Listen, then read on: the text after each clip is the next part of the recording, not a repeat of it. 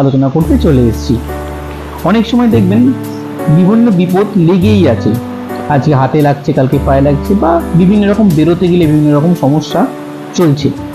সেই সময় একটি মন্ত্র আমি দিচ্ছি, যেটা আপনারা ব্যবহার করতে পারেন।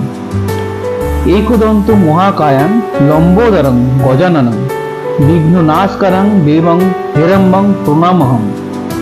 অর্থাৎ যিনি একদন্ত, মহাকায়, লম্বোদর, গজানন এবং যিনি বিঘ্ন নাশকারী, সেই হিরম্য দেবকে আমি প্রণাম করি।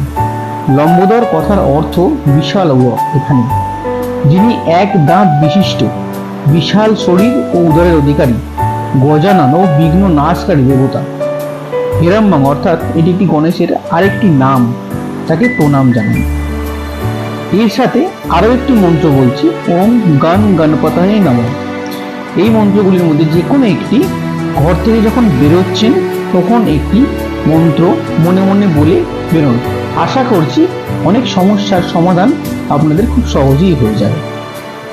নমস্কার বন্ধুরা, আজকে আমরা আবার আরেকটি মন্ত্র নিয়ে আলোচনা করতে চলে এসেছি।